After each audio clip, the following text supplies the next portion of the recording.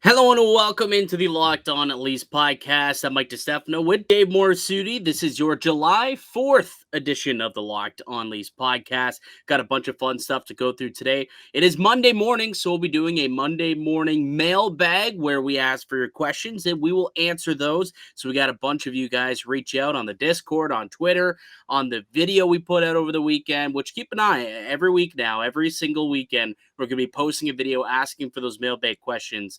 So make sure that you do reply to those if you would like to get in on the action. We'll be answering those questions today. There's a cool Leafs-inspired Kachina jersey idea that I want to show you guys, that I want to talk about, and a missed opportunity for Kyle Dubas and the Maple Leafs today. We'll tell you more about it on today's edition of Locked On Leafs. You're Locked On Maple Leafs, your daily podcast on the Toronto Maple Leafs. Part of the Locked On Podcast Network, your team every day.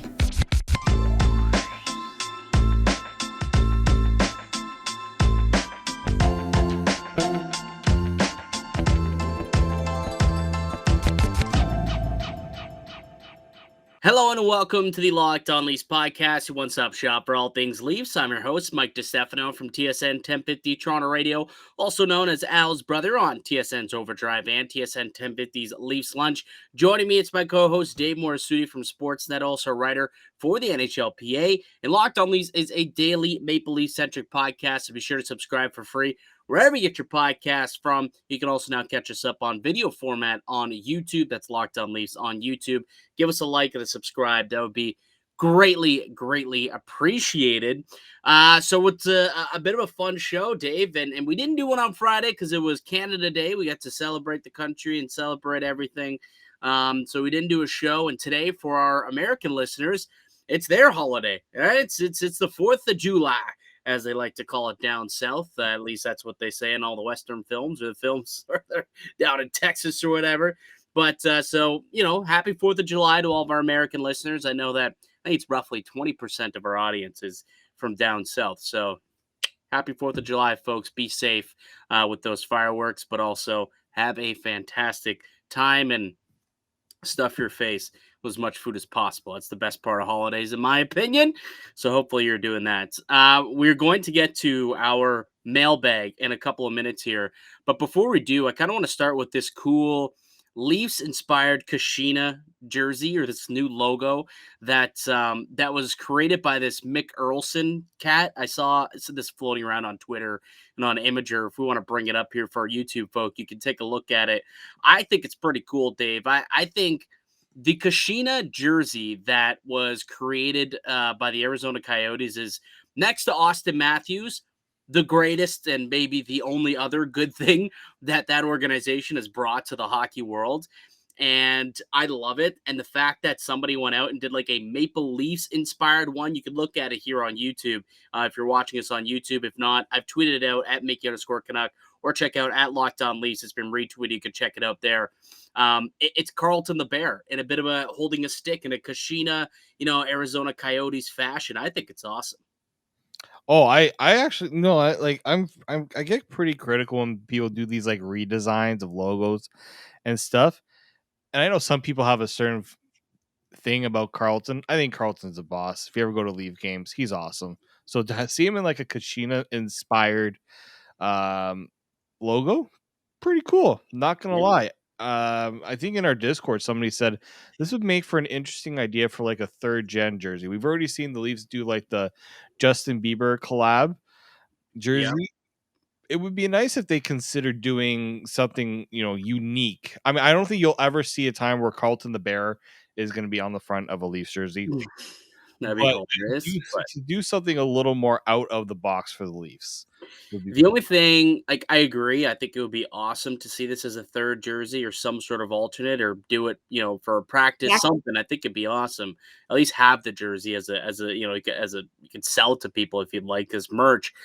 But the fact that this is, the Kachina is so, so associated with the Phoenix and Arizona Hockey Club, I wonder if that would be too much of a copycat type of thing, where they would ever consider doing, like, I don't think they would ever consider doing something like that, because it would just be, I know that the NHL, they say, is a copycat league, but that I don't see that being the case. That said, super cool logo to whoever drew this. Mick Earlson was the user on Imager who did create this. So shout out, it was pretty sweet, and I liked it, and so I wanted to show the listeners so that they had a chance to take a look at it as well. Before we get into the mailbag, the one other thing that I want to touch on that we saw kind of transpire over the weekend, a big trade. The Tampa Bay Lightning trading away Ryan McDonagh to the Nashville Predators for Philippe Myers and a prospect coming out of college. So this is interesting. I can't remember if I brought this up on this show or on Leafs Lunch, but Philippe Myers was kind of a target that I had the Maple Leafs. I circled him and said this would be an interesting move if the Leafs can somehow go and get Philippe Myers. Because if you buy him out, he actually holds a cap credit of $616,000, similarly to the way that Jared Cowan did a few years ago for the Maple Leafs. Yep. So I thought this would be a perfect addition, kind of that creative way that Kyle Dubas and Brandon Pridham typically find ways to maneuver the cap, and I thought it'd be a great trade chip to go out and try and get. But then when I saw this deal come through today, I said to myself, well, there's no way in hell Toronto could have beat Ryan McDonagh as a trade, as a return for Phil Myers. No, not at all. And the interesting thing about that trade, I was trying to find the quote here. Well, About it doesn't sound like they're actually going to buy out Myers, which is yeah, strange to me. here we go. So this, I'm gonna pull up the tweet here, and I'll read out the quote from Joe Smith, who does a phenomenal job covering the Tampa Bay Lightning for the Athletic. So Breezeball was giving a bit of an update because I guess after the trade, it was a pretty big deal for Tampa to move out a guy like McDonagh. Like this is a significant piece coming out. And he was kind of saying no updates on Palat and Ruda, who are two guys that they are looking to sign. And obviously that's part of the reason why McDonagh was moved in the first place. They said they don't plan to buy out Myers, like his toolbox, and plan to work with him. So not getting any more space there. I thought that was such a bizarre, I find it super bizarre because not only like if you buy out Philip Myers, who's making $2.5 million in cap this year, if you bought him out, you got the $2.5 million plus the $600,000 off your books. So that's $3.1 million that you could save off your books by getting Phil Myers off your team by buying him out, and it would only cost you it's like 600 and something thousand on next year's cap. So it's not even like it's gonna hurt you long term. Like to me, an extra 600 on next year's cap, which you're expecting it to go up maybe another million or maybe even 2 million next season, as opposed to this year, you save 3.1. I think that's a fair trade off. They say they like Phil Myers. I mean, Myers was a pretty decent prospect for the Philadelphia Flyers, and for whatever reason, he went to Nashville as part of the Ryan Ellis deal. It did not go well at all. He ended up playing half the season in the minors, and not even for Nashville's minors team. He played for the Marlies, for Pete's sake. Like the guy they literally like banished him to a different organization.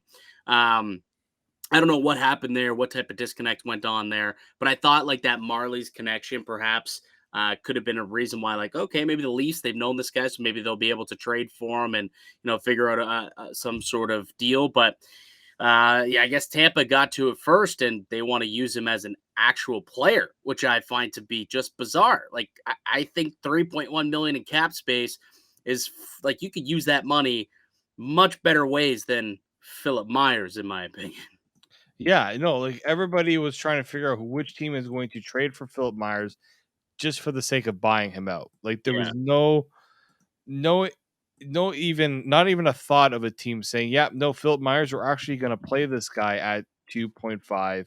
I was hoping that that somebody acquired him, bought him out, and then he'd be a nice cheap like 1 year rental type of thing, or not rental, but like in the same vein that Andre Kasha last year and David Camp, these buyout guys who turned out to be decent, or not buyouts, but they were non-tendered young players. Yeah.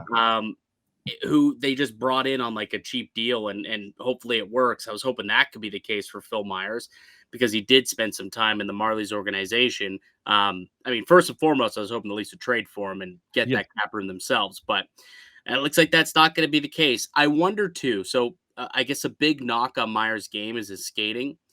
the fact that he was with the Marlies in particular this season, like the Leafs do a good job. They have a great development program. If you are a player with the Marlies, and you are like from a different organization, like well, from Nashville, I guess, like Phil Myers was. Do you think he's got the same type of like training regiment and whatnot to try and help on that skating? Like, does he still get all those perks that Yeah. most Leafs would Well, get? Because if that's the case, maybe that's why they like the toolbox. Like Tampa Bay says, look, man, the size is good, the shot's good, the mind's good, the skating needs improvement. But he was with Toronto, who's done a great job of improving players who've been, not so fleet of foot, and they've had great, instances where guys have learned how to skate a little bit better and have had decent careers because of it. yeah, like when you loan a player to another organization, he's getting paid by Nashville, but he is a part of the Marlies organization. So Hmm. he's working with all those coaches and all. It's almost similar to like Carter Hutton, right? When the Leafs acquired him, then he was on loan he's still He was with hurt. I don't think he ever played a game. Like he was injured. he then came over eventually and started working with the Leafs though. Well, that was when he Leafs got had both. healthy, and it was like they might need him for the playoffs if injuries, if Mrazek goes down I'm and then trying to think. Campbell goes down. Like that was Okay, that situation. But here's another scenario. The Leafs made a trade with Ottawa. I think it was the Phaneuf trade, and they took some guys back. And Ottawa had there was one guy. Tobias his name- Lindbergh. No, I don't think it was Tobias Lindbergh. There was a guy it was a Leafs prospect that went to Ottawa, but Ottawa didn't even want him on the AHL Mm, roster because they just didn't have the room. So he stayed. Matt Fradden, that's who it was. Fred.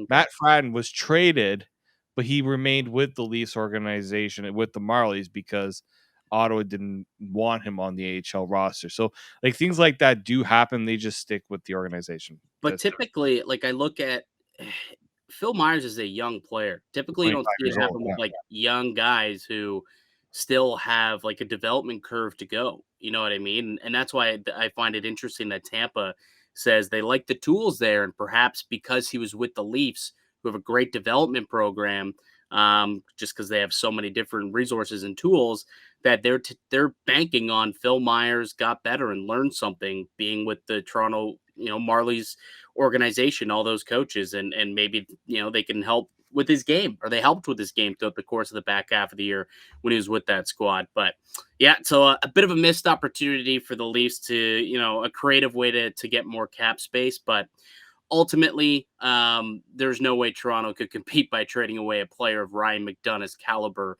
in exchange for Phil Myers. So I can't even be upset with Kyle Dubas because you couldn't have matched it or bettered it, in No. my opinion. All right, let's take a break here, Dave, and then we'll get back into we'll get to our mailbag after a word from our show sponsors. And today's show sponsor is Bet Online. It's brought to you by Bet Online. Bet Online has you covered this season with more props, odds, and lines than ever before. Bet Online, it's where the game starts. And I got to pull up the Bet Online read. It is your number one source for all your betting needs and sports information. You can find all your latest sport developments, league reviews, and news. Bet Online is your continued source for all your sport wagering information, including live betting, esports, and scores. And betonline.net remains the best spot for all your sports scores, podcasts, and news this season. BetOnline.net is the fastest and easiest way to check in on all your favorite sports and events, including MMA, boxing, and golf. Head to the website today or use your mobile device to learn more about the trends in action. BetOnline, it's where the game starts. Welcome back into Locked On Leafs podcast. I'm Mike DiStefano with Dave Morassutti. Thanks for making Locked On Leafs your first listen each and every day. The NHL draft is right around the corner, and the Leafs are all of our local hosts and draft experts going to be breaking down insights and analysis from every first round pick. We will also be doing that coming up this Wednesday at the NHL draft. Roughly, we'll be going live, at some point during the night to talk about the first round pick. I guess it'll be a little bit later into the night, considering that they picked 25th. So make sure you subscribe to Locked On Leafs. It's going to be a YouTube exclusive type of show where we're going to be going live on YouTube. We're going to talk about the Maple Leafs pick at number 25 and whatever else they do in the draft. Maybe they make a trade. Maybe they making a move to acquire a player. Who knows? Who knows what Kyle Dubas has up his sleeve? But we will be doing a live that night along with all of our fellow co-hosts here at the Locked On Leafs or Locked On NHL Podcast Network. All right, let's get into the mailbag, David. Love doing a mailbag. We haven't done one in a couple of weeks, but now that the offseason is officially here, I think it's appropriate for us to break this segment back out, and we'll probably do one, I would say, every single Monday morning. Makes sense to me throughout the duration of the off season. So we've got a few questions here that you guys have given us, whether via Twitter, on YouTube, in our Discord channel. Great questions, guys. So we're going to go through them right now. And remember, if you want to be a part of this next week, we're going to put out a video. We'll put them out on Saturdays. So probably Saturday morning, Saturday afternoon or so. Check our Locked On Leafs YouTube page and find the video where we're asking for your AMA questions and write in your question on that video. That's where we're going to be pulling the questions from, and that's where most of them came from here. Also in our Discord channel, you can also get some questions in and also reach us on Twitter as well. But the video is the main spot where we're looking for those questions. So keep an eye on that each and every weekend through the rest of the summer. All right, Dave, let's get to the first question from one of our loyal listeners. Let's hear it. So we'll go with the YouTube ones first, I guess. Sure. All right. Let's see here. Which one do I want to go with? All right. Actually, this is gonna be a Twitter one because I like this one. This is from Vinny Tube Socks. Is there any universe where the Leafs bring back Lyubushkin? So Ilya Lyubushkin. So there hasn't been a lot of news on Ilya Lyubushkin. Like everyone's talking about for a while, it was they going to bring back Mikheyev, they're going to bring back, Jack Campbell, and those were really the only two UFAs that got any pub for the last couple of months. But Lyubushkin and Colin Blackwood are also, or Colin Blackwell, sorry, are also two guys who are, Leafs pending UFAs that were serviceable for this team. They came over at the trade deadline, and I thought they played well. I thought Lyubushkin also had a little bit of sandpaper, that grit, piss and vinegar type of player that the Leafs didn't necessarily have on the back end for a lot of the season with Jake Muzzin out to injury. And even then, Lyubushkin was still a little bit more physical than Muzzin was. So the universe, is there a universe I see it happening at the end of the day? Yeah, I think there is actually. Like he goes to market and I don't know. Like, what's your opinion on what Lyubushkin's worth? Like, probably the realm of what Justin Hall's contract is, like $2 million or so. Yeah, like he's coming off. I was looking at his current deal. He's coming off at 1.35 million. So Yeah, it's like, do we see him being a player that's more valuable than that? Like, I don't see it. He could get more on the market. I could see him getting maybe 2.5 to 3 from a team. right shot, right shot. rugged defensemen. They do get paid on the open market. Like Tucker Poolman made 2.5 last year. Yeah, that's where I'm kind of got like 3.5. Yeah. So I think it's tough. Like I think he's a guy who's gonna want to test the market. He'll probably go to wherever the bigger paycheck is coming from. But if he happens to want to win, I guess Toronto might be a spot, and if they can come up with some sort of number. But ultimately, they got 6 guys under contract right now, and then even Rasmus Sandin eventually you're thinking is going to end up in that fold too.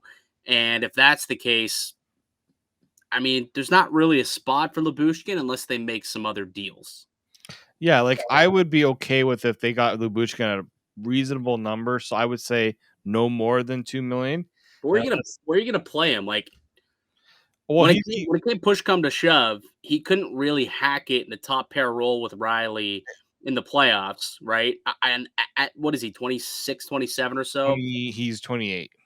28 years old. I don't think he's like a light bulb's going to go off in his head, and all of a sudden he's going to be a guy who you can trust in those minutes. So you're not going to play him on your first pair. Could maybe play him on a second pair, I guess, with Muzzin and Lyubushkin, like a really tough second pair to play against in your own end, and you shove Brody up on the top pair, and they've got Liljegren and Giordano. They've also got Justin Hall on your squad. And then you also have Sandin that's in the mix, right? So it's just, I don't know. It's a numbers game at this point. I think I would love to have him back at like a $2 million deal. If he could bring him in at 2, ship out Justin Hall, probably That's makes some sense. I think that's the universe in where he does come back to the Maple Leafs. I don't yeah. think it's completely shut, but I think there is a way. So that's exactly where I was going to go with. And the thing that I like the most is he's 28, Justin Hall is 30, right? Yeah. We're talking about Justin Hall. He is what he is. Lyubushkin too, I get that.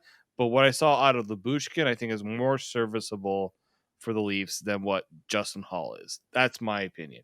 Some Yeah. might disagree with that, but that's kind of where I see it. So yeah, if the Leafs can get him, let's say it. I mean, this is the wishful thinking at 1.5. No. I don't think that's going to happen. But if he liked it so much, and look, we're seeing players take less money to go and stay with teams, right? Just because they want that familiarity, that situation. But I think if $2 million is what he was looking for, I consider it. But we also have to consider there's a lot of other things that the Leafs have to do. So there's a universe where it can happen, but there's also many reasons why it just probably won't happen. Speaking of deals where guys taking a little bit less, how about that Nick Paul deal? Whew. I look. I'm gonna say this: whoever Nick Paul got sweet talked by his agent into a deal, in my opinion. At that price, I don't know how you give 7 years. You're basically saying I'm okay with making that much money for 7 years, where he could have taken maybe a little bit less, take 2 years, try to win out in Tampa. Like this was his shot to try to make decent coin. I But guess mean, what? $21 million. It's not No, it's not, not not bad. nothing.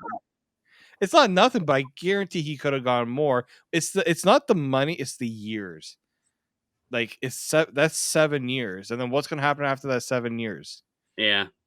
Like The I money don't goes think further in Tampa. I'll say that. The money definitely goes further in Tampa than that anywhere probably else. played a bit of a factor, but I just think the 7 years is what threw me off. Right when I saw the cap hit, I'm like that makes sense, and when I saw 7 years, I'm like that does not make sense. But good on Nick Paul to securing himself some a long-term sustainable future. It's kind of like similar to like what Connor Brown did, where he just took the longer deal, even though the cap hit was lower, Yeah. and hoping that maybe he can get something a little bit better down the road. I don't know how much better you're going to get once you get older if you're Nick Paul, but I guess he's happy with. He did say once he said he wanted to talk to his agent to try to I make. heard was it Joe Smith? I had one of the Lightning guys on Leafs lunch Tuesday, I think it was, and he told us that he had heard that Nick Paul was already shopping for houses. So he was already house shopping like early last week. So there was an indication that things were pretty close and they were going to get something done. So I didn't wasn't sure it was going to be a 7-year deal, like you said. That kind of surprised me a little bit, but hey, it's done, and he's gonna be a bull for a while, and they got a couple of other guys that they got to get to. But Yeah. rabbit hole. It's got Yeah. nothing to do with the Leafs. Nothing to do with the Leafs. Next question, Dave. All right, let's go with one of the Discord ones first because we do have a few of them here. All right, so if Leafs were to draft a play, okay, so I know I know what you're gonna say here. I know what the word is. It's just to process it all. It takes me a little bit of time. Can I set this up? Can I set Yeah, this up for those who are listening? So go if ahead. you're watching on YouTube, you can see the word that Blue 13 on our Discord channel. Beauty, by the way, very active on Discord. Love that. Um, he's got a word in here because he wants to just mess with Dave because Yeah, he asked specifically, Dave, are you reading the questions? And you said, yeah, I'll probably read some. And this was the question that he put in here. So this is literally just to mess with you, but it's a good question nonetheless. And be prepared to laugh your face off when Dave tries to pronounce this word. okay. Please proceed. So I know the Mary Poppins reference, which makes I haven't watched Mary Poppins in a really long. That's the thing I watched when I was a kid. We didn't really talk about this word a lot. So if the Leafs were to draft a player named Supercalifragilistic, you have to break it down to different parts. Supercalifragilistic Exceptional delicious. That's the best I can do. I know you have to break it up into different parts, but that's the best I can do. What number do you do the first off, he didn't. Now you can't even read basic words anymore. I know. But he didn't. The rest of the question doesn't make sense. What number do you? I think he says, "Do you think they would wear on the main roster?" What number do you see them wearing on the main Yeah. roster? Okay, so you can take that. That down so we can see your face. Okay, can you pronounce that word? What, the word supercalifragilisticexpialidocious? Absolutely, I can say that word. Unlike yourself. Oh my God, you butchered that worse than I thought you were going to. I know I've heard it, but I can't say. Supercalifragilisticexpialidocious. Come on, you weren't like in grade 3 and you were the coolest cat on the block if you could say that word. No, I did not have that type of childhood, Mike. Clearly you did. I did not. Great question there by Blue 13, just so that I could listen to Dave Morassutti try and say the word supercalifragilisticexpialidocious. Saying it Absolutely just butchered it so badly.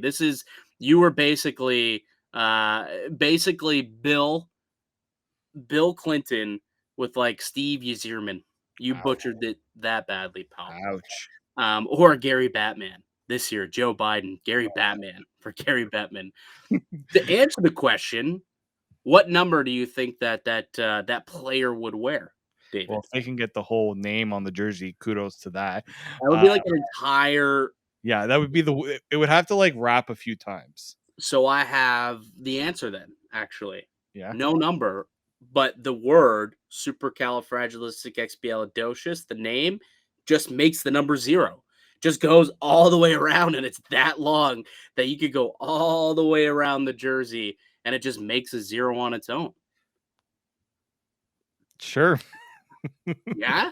Yeah. Do you have an alternative number? I do not have an alternative because I was going to go with 0 just because you're going to have that name wrapped around the jersey. How can you put a number in that? The number is just going to get lost. I'm going to make Blue 13 happy, and I'm going to give him the answer he probably was looking for. 69 would probably also be a decent number for that player. I thought you were going to say 67 for a second there. No, I don't ever want to see 67 on the back of a Maple Leafs jersey ever. I do. Ever. I do. And I want that player to be the one that scores a game-winning goal in the Stanley Cup final. Actually, that would be the only way that I would appreciate that. If that's what it takes. Maybe Austin Matthews should switch his number to 67.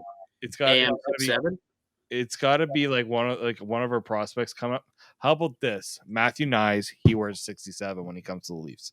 Although we're gonna wait for Matthew Nyes to get to that point. Well, he might be back. He might be there next year after he's done college. That's true. We'll go right into the pros. All right, one more break, and when we get back, let's roll through some of these other ones. We'll power through some of the other questions we got here. You listen to the Locked On Leafs podcast, part of the Locked On Podcast Network.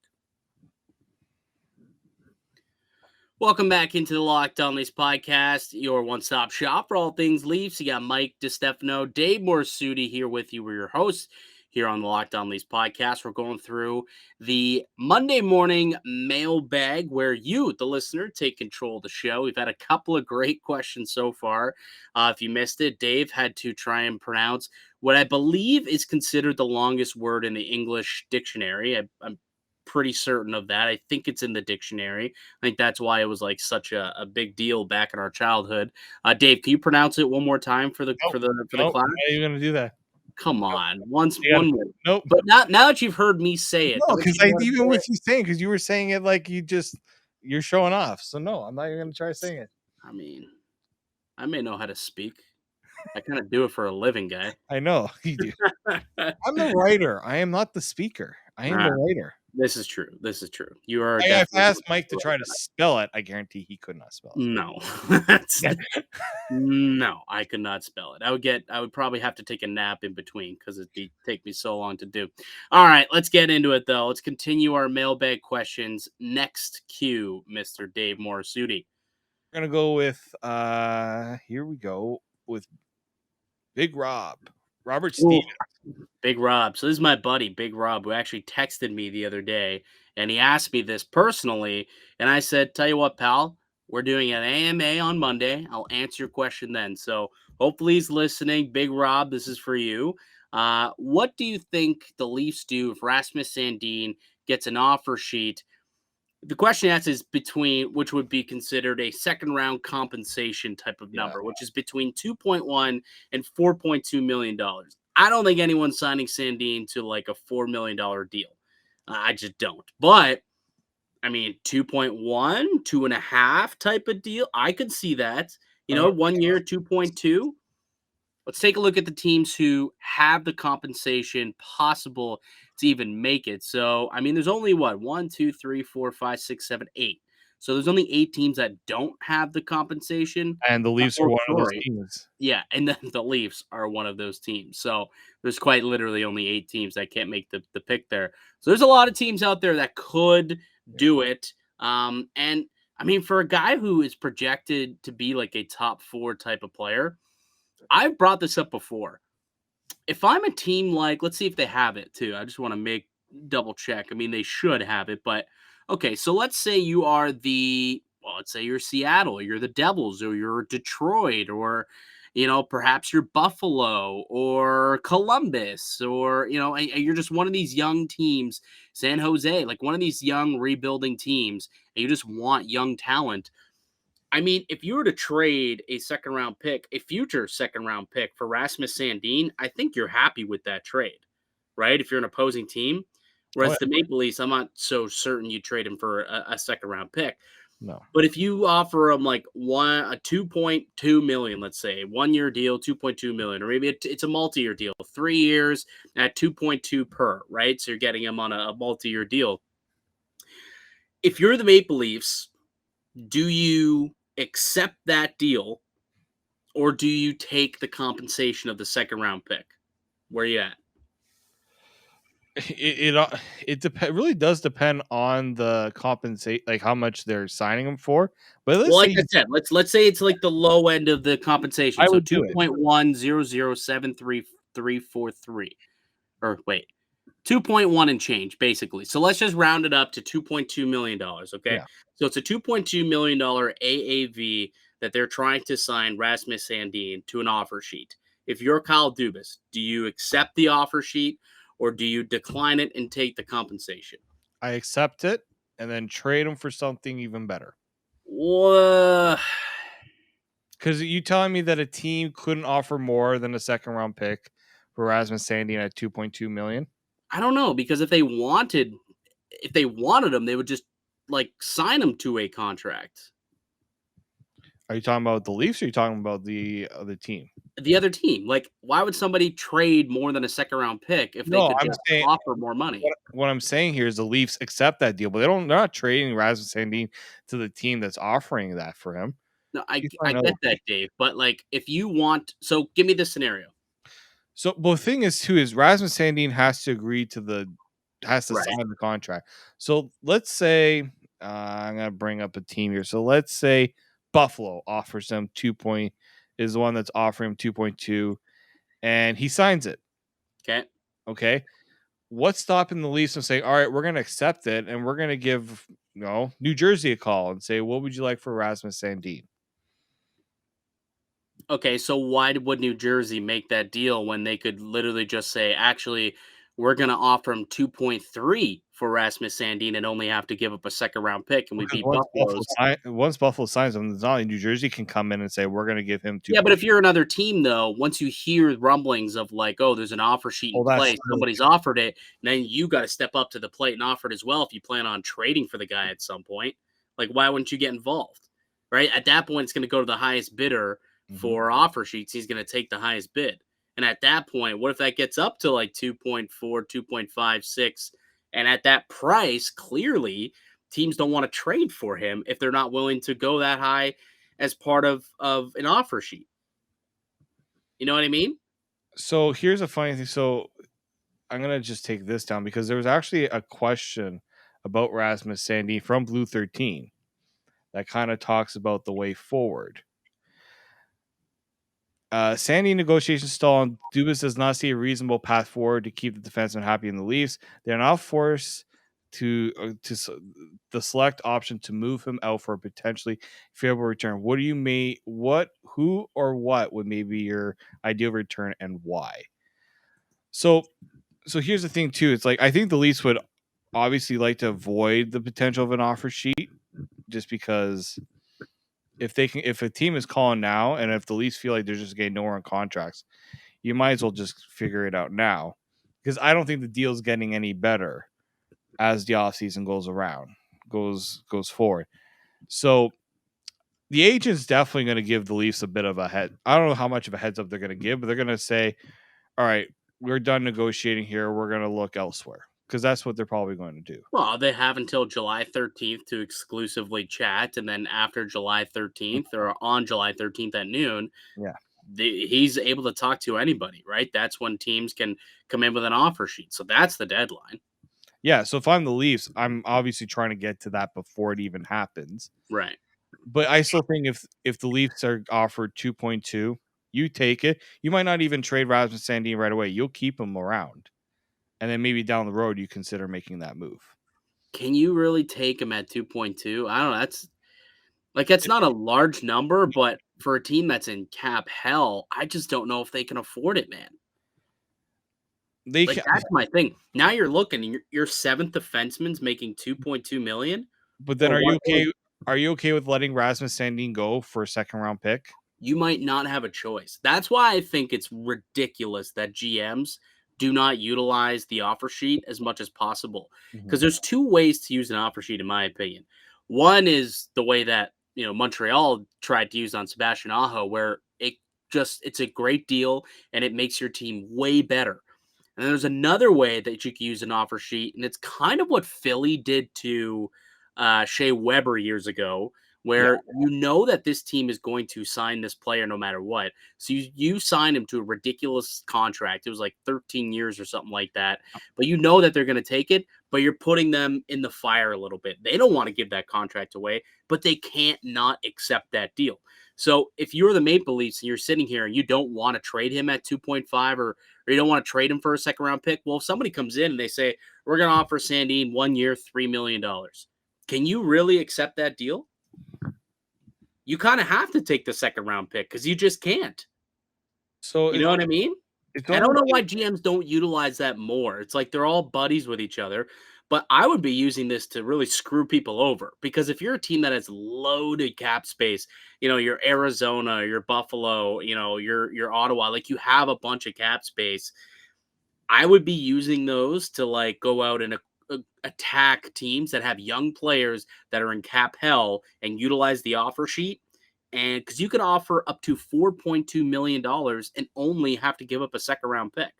Like if I'm Ottawa or if I'm Buffalo, like you said, I'm not offering the minimum at 2.1 because odds are that might get accepted. But I want to at least challenge them to the point where if they do accept it, it's going to hurt them. So something like maybe 2.75 or 3 million on like a 1-2 year deal. Mm-hmm. And if I get them, great. I got a young player for $3 million. I'm not in cap hell. I can afford that anyways. And I only gave up a second round pick for him. He was a first rounder a few years ago. But if he accepts it, now you've got Toronto in even more of a cap situation because they had to sign him for $3 million because they couldn't afford to let him go for just a measly second round pick. And I don't know why GMs don't do that more often. It bugs me so much. Seems like what Carolina did with Kachina-inspired in Montreal. That's a kind of, yes, but that was a different situation. That wasn't, I want to get a good young talent. That was, I'm gonna, But this is what happens when offer sheets happen, right? Like the GMs take they have egos. Like, let's not forget the whole Dustin Penner situation. Yeah.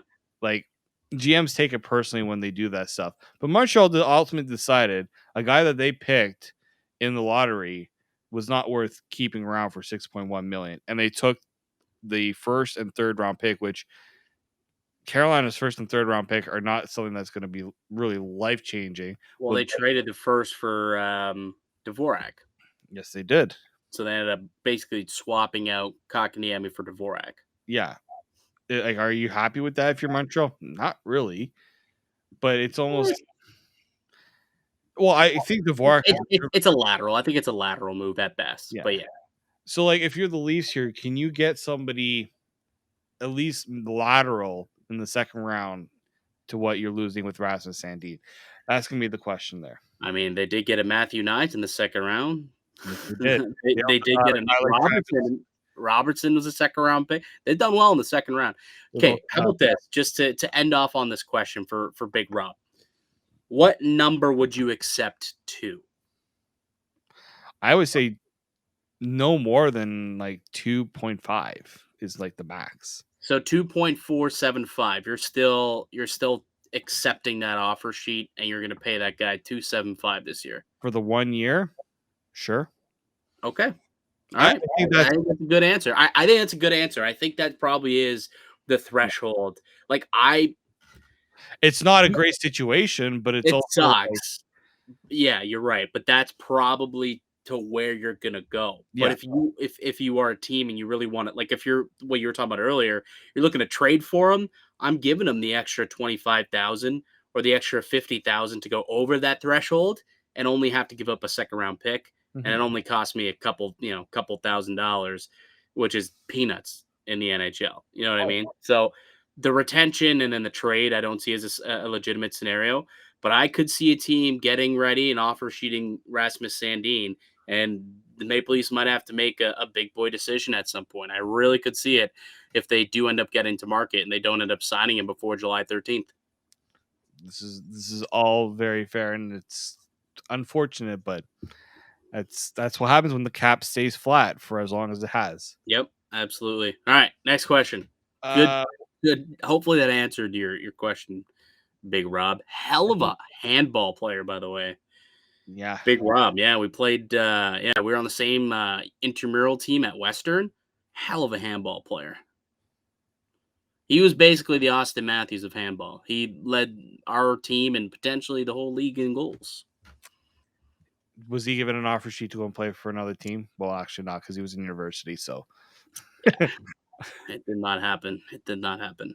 all right, let's go. We'll make this our last one here. We'll talk. I like this question actually. Matty Rockets, 34. Which Leaf prospect didn't get enough love for the season they had? Interesting. Okay, let's look up. I guess like the Marlies. See like what the Marlies did. There is one player who I believe deserves a little bit more respect. I'm gonna look up the Leafs draft history for the last couple of seasons because they took a kid named Ryan Tverberg in I think it was like the 7th round. I got it right here. Yeah, 2020. He was their very last pick.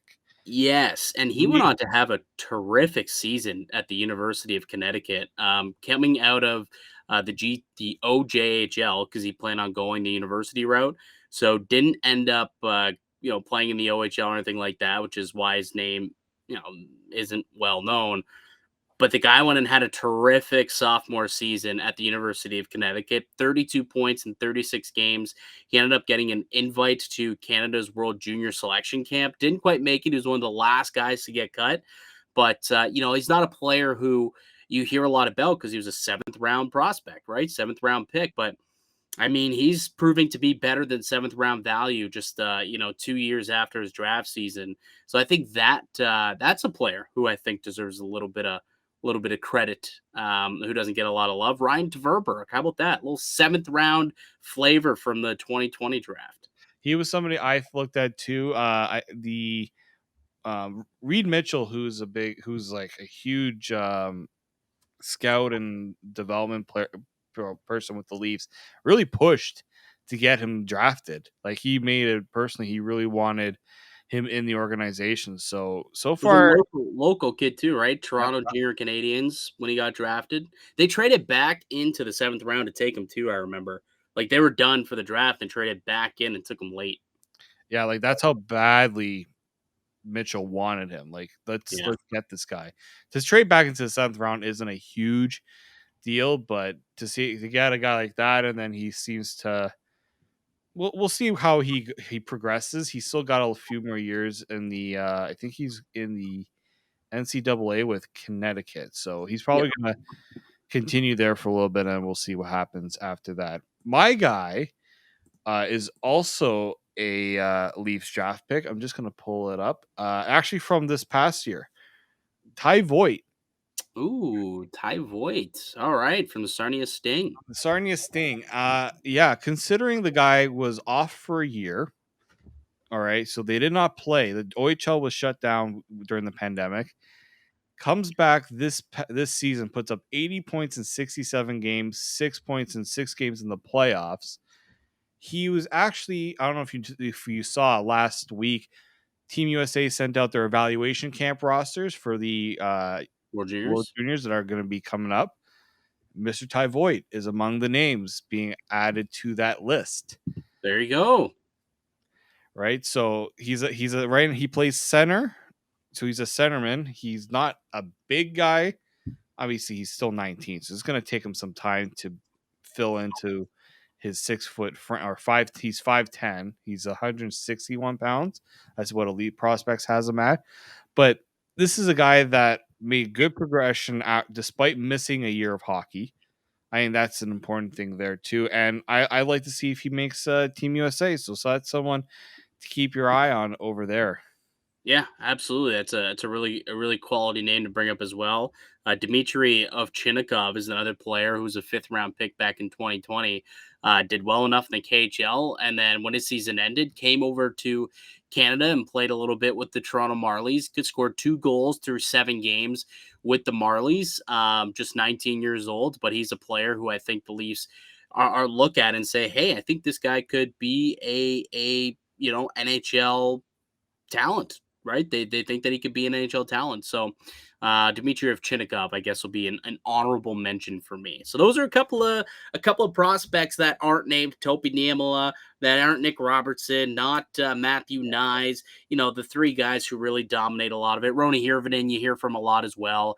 Like those are the dudes who dominate most of the prospect talk in Leafs Nation. But there's a couple of kids who had some solid seasons that perhaps will be part of the Maple Leafs in the future. All right, Dave, do we have one more we can get to quickly? Like, is there a quick question that you think could be answered rather fast, or maybe we'll have to save it and do it tomorrow, perhaps? Let's say there's one, but I don't think it's going to be a quick one. You know which one I'm talking about. There's a certain guy with an Oilers picture. Okay, yeah.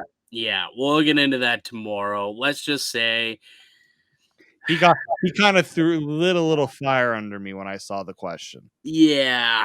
Let's say he's wearing an Oilers jersey. Oh, he has an Oilers logo on. Oilers logo in his name, and talking some smack about Leafs roster management over the last few years. So you're right. That will take a little bit longer to kind of go through. You're right. So we'll save that one for tomorrow. So make sure you return for tomorrow's podcast so that so you can hear our answer.